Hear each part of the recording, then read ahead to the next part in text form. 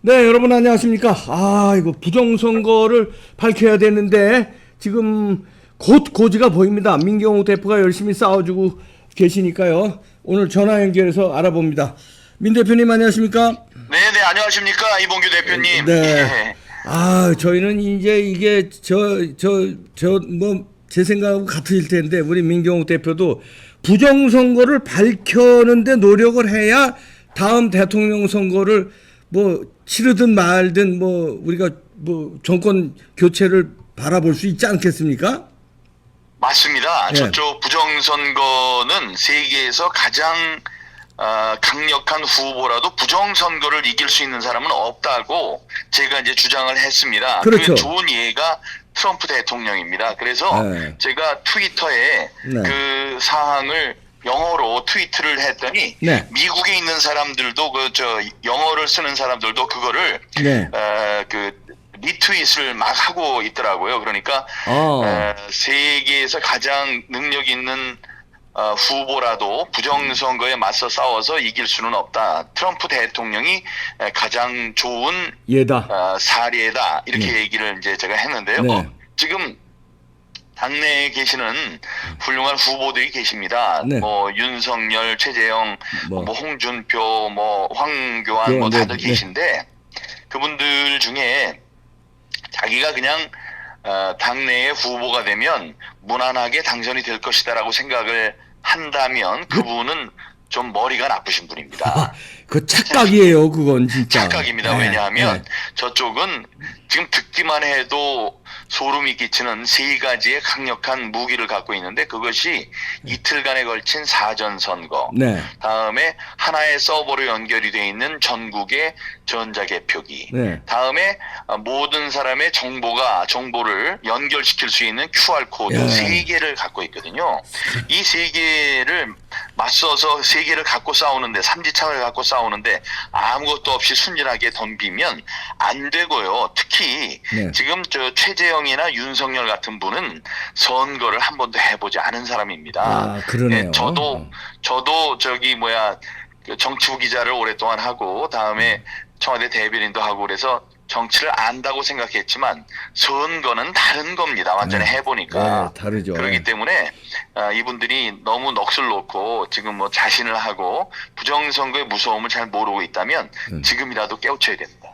그 부정선거를 이 대권 주자들이 얘기해야 되는데 황교안 대표 외에는 지금 얘기들을 안 하고 있어요. 그러니까 단일화만 되면 자기들이 그냥 무조건 이기는 줄 알고 착각을 하고 자기네들 신경만 쓰느라고요. 이런 걸 얘기를 안 합니다. 걱정인데. 착각입니다. 지금 착각이죠. 말씀하신 네. 착각이에요. 그러니까 네. 모르니까 그러는 거예요. 그러니까 네. 선거가 어떻게 지나가는지 표를 어떻게 얻어야 되는지 다음에 지난번에 우리가 이제 다 겪었지만 부정선거가 어떤 양상으로 지나가는지를 모르기 때문에 그렇습니다. 다행히 예. 지금 나서신 중에 5분, 4분 반 정도라고 얘기해야 되겠네요. 네. 그러니까 황교안 대표, 후보, 네. 장기표 후보, 네, 장기표, 네. 그다음에 박찬주 후보, 네. 다음에 한 분이 안상수 후보. 안상수 후보. 네 분이 부정선거가 있었다. 부정선거에 함께 싸우겠다. 이렇게 얘기하신 분입니다. 네. 그 4분 정도 있는 게 다행이고 나머지 이제 8분이 문제인데요. 안상수 후보 같은 경우에는 이번 주 토요일, 네. 우리 대표님도 가끔씩 나오시지만은 자주 나오시지만은 강남역에서 하는 우리 네. 4.15 부정선거 진상규명 집회가 있지 않습니까? 거기 나오기로 했습니까? 안상수 거기에 후보? 나와서 함께 싸우겠다고 얘기를 했습니다. 그러니까 잘하셨네. 이번 주에 이제 나오시겠다고 그랬고, 다음에 거기에 나와 주셨던 분이 이제 황교안 대표께서 2번 나와주셨고 그렇거든요. 네. 그러니까 그런 분들이 이제 점점 늘어나야 된다고 생각을 합니다. 네, 특히 이제 윤석열이라든가 최재형, 홍준표라든가 이렇게 빅3, 빅4가 나서야 되는 거 아닙니까? 맞습니다. 빅3, 빅4가 나서지 않으면 빅3, 빅4의 자리에서 떨어지게 됩니다. 그렇죠. 이게 이제 뭐냐 하면 저희들이 리얼미터에 결국은 이제 우리가 이제 이렇게 발표를 하게 되네요. 리얼미터에 저희들이 의뢰를 해서 그 의뢰를 했다기보다도 리얼미터에서 한 조사 결과를 우리가 이제 알게 됐는데 그 조사 결과 어떻게 나왔냐 하면 전국의 26.5%의 사람들이 부정선거가 있었다고 믿는다고 답변을 했습니다. 그렇죠. 예. 여론조사에서요. 네. 다음에 중요한 건 국민의 힘을 지지하는 사람들 중에는 45.5%가 부정선거가 있었다고 믿는다고 답을 했습니다. 부정선거 없었다고 한 사람은요? 그거는 26%입니다. 그러면 20%. 더블 스코어 아닙니까? 더블 스코어. 그렇습니다. 예. 그렇기 때문에 이분들이 지금 부정선거가 있었다고 하면 괜히 표가 떨어지는 게 아닌가 하고 용기를 못 낸 사람이 분명히 있을 거예요. 예. 사실은 반대라는 거죠. 그렇죠. 예. 예. 그 자기가 생각할 때 부정선거가 있었다라고 얘기를 하면 45.5%는 야, 이 사람 나랑 똑같은 사람이네. 같은 생각을 하고 있네. 이렇게 하고 나머지 25%는 저 사람은 내 생각과 달라. 네. 이렇게 되는 거니까 지금 그게 두려워서 얘기를 못했다면 지금 얘기할 때입니다. 그렇죠. 아니 지금 당내 경선이 이제 치열해지는데 이제 1차 컷오프, 2차 컷오프 본선의 이 여론조사 비율이 너무 높아요. 근데 이 여론조사라는 게 요즘 역선택의 우려가 있는데 저쪽에서 집중적으로 지금 역선택 들어오는 것 같아요. 이상합니다, 지금 흐름이요. 맞습니다. 네. 저도 그걸 이제 우려하고 있습니다. 네. 역선택이 우리가 이제 여론조사를 감히 하겠다고 한다면 역선택이 약간의 영향을 미치는 것을 네. 완전히 없앨 수는 없을 수 있습니다. 그렇죠. 그렇지만 네. 그게 판을 좌우하도록 만들면 안 되는 겁니다.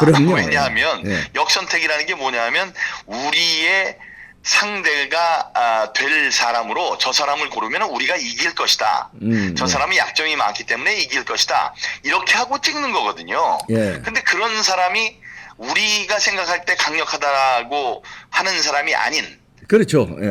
왜냐하면 그 사람 표는 우리가 찍는 거거든요. 그렇죠. 그런데 적들이 볼 때 만만하다고 생각하는 사람을 선택하게 되면 그거는 승부를 보나마나 한 것 아닙니까? 네. 그러니까 이 역선택을 방지하는 것을 적극적으로 반대하는 사람들은 역선택을 당하는 게 좋다는 건데 그러면 역선택 당에서는 절대로 이길 수가 있는 게 아니거든요. 그럼요. 그러니까 그런 사람들은 그냥 우리 당의 후보가 되는 데에 만족하는데 그칠 사람들이다. 이렇게 봐야 된다고 생각해요. 그렇죠. 그래서 역선택을 방지하는 어떻게 효과적으로 방지할 수 있는 그런 그 방도가 반드시 마련돼야 한다고 생각합니다. 네, 역선택이 1차 1단계 조작 아닙니까, 그게?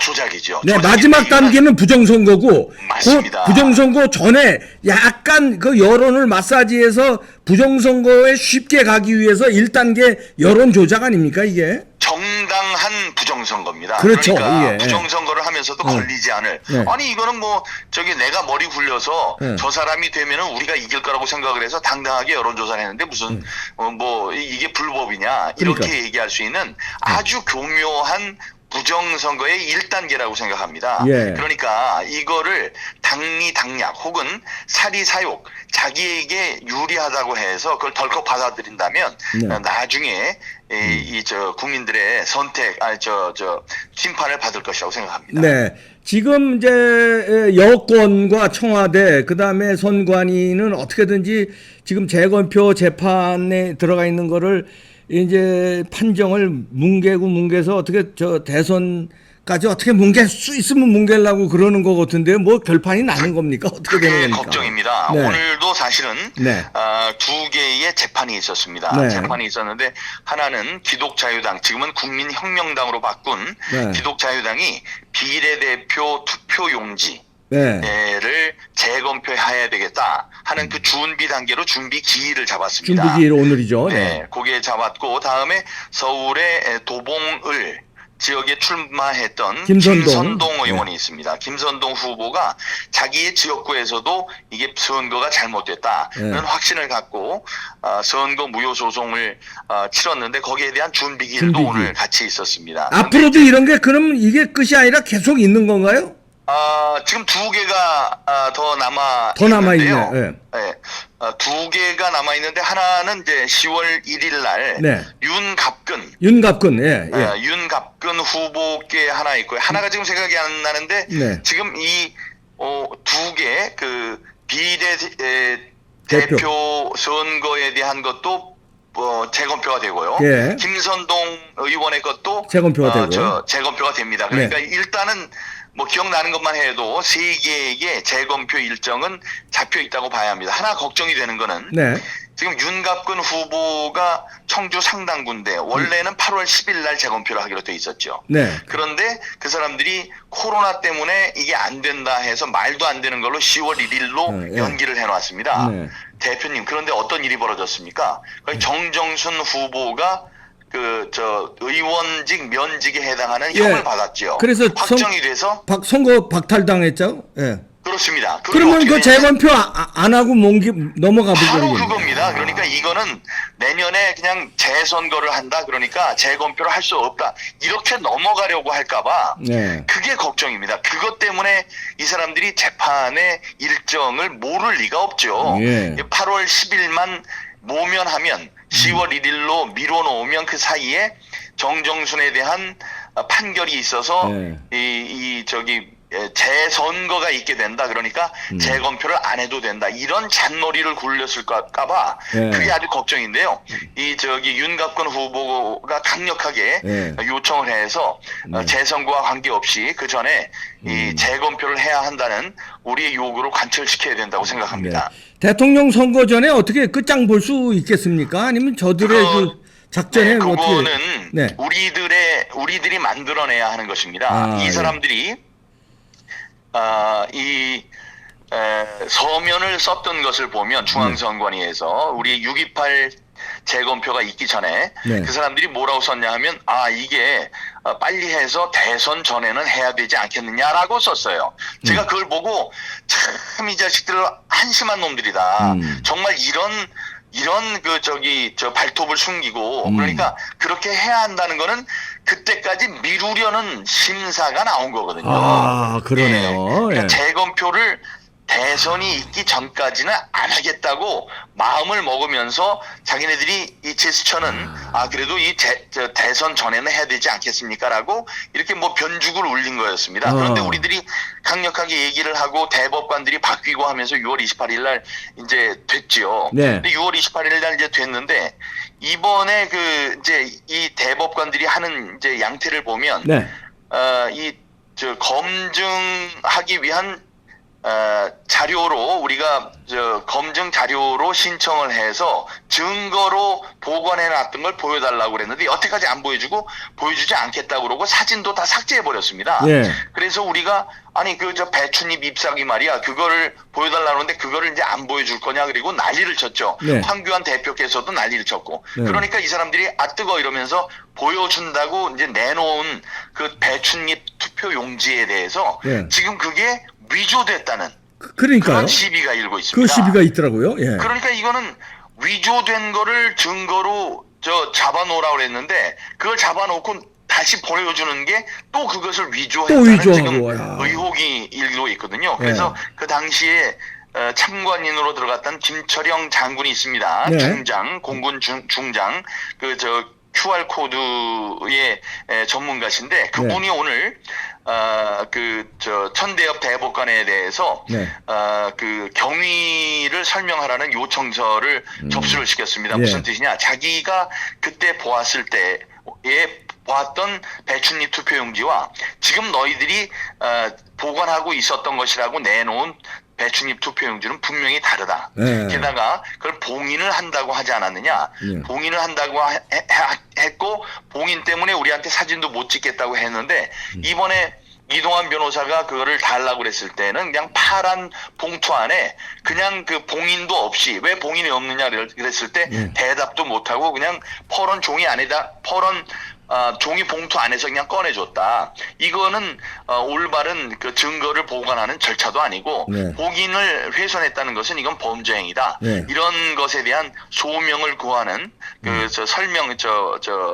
요구서를 오늘 접수를 시켰습니다. 그래서 거기에 대한 이제 답도 해야 할 거고 만약에 그것이 잘못된다면 천대엽 대법관이 그때 주심 대법관이었으니까 주심 이 대법관에 대한 고발 조처도 들어가야 한다고 생각합니다. 저는 저대로 조재현 대법관을 이 사진을 찍지 못하게 하고 그렇게 자기의 권력을 남용해서 우리들의 당연한 권리 행사를 막은 혐의로 고발을 한 바 있습니다. 아, 그러셨군요. 아이고, 열심히 싸워주시는데, 예. 끝까지 우리 첫 번째 펭귄이신 미시호 대표.